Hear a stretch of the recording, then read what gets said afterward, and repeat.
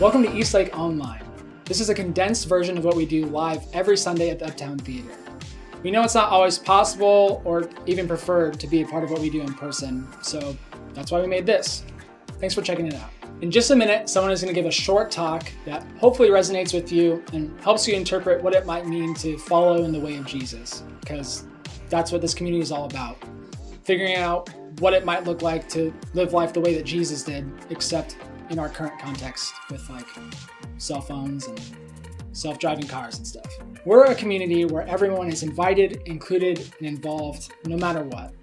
And though our physical location is in the budding metropolis of the Tri-Cities, wherever you're watching this from, we want to invite you to bring a bit of heaven into your part of the world. Thanks for catching us on the interwebs. If you're looking for more content, follow us on social media or keep checking our website for all kinds of resources that we hope are helpful. Now, this.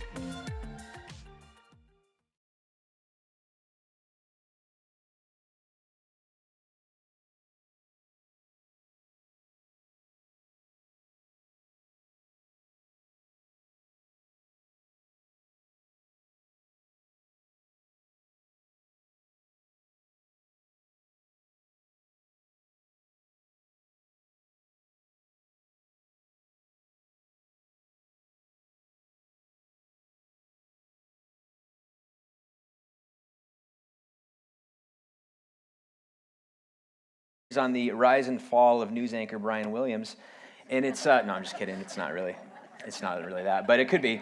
It's a little bit different. The lies are a touch different.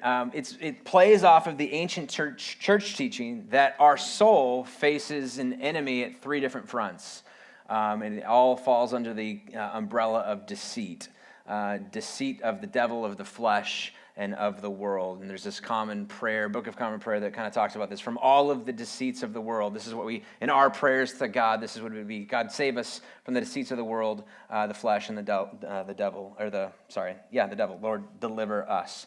And if that vernacular feels out of date to you and you haven't prayed that prayer in that way very often, it can also look in the form of, God, save me from deceptive ideas, right? Deceptive ideas that lead to disordered desires that then go into unquestioned assumptions. It's this downward spiral of we believe lies, we are told lies, so we are surrounded by lies. We begin to believe those lies. It changes the way that we act or think or behave or spend. And then as a result of those lies have ability to shape us.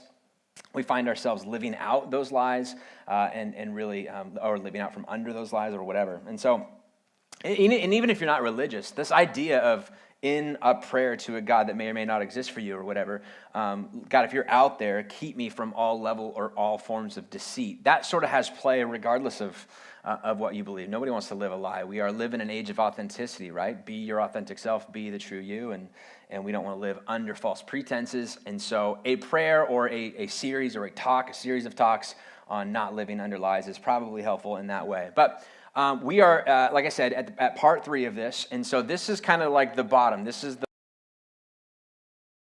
the worst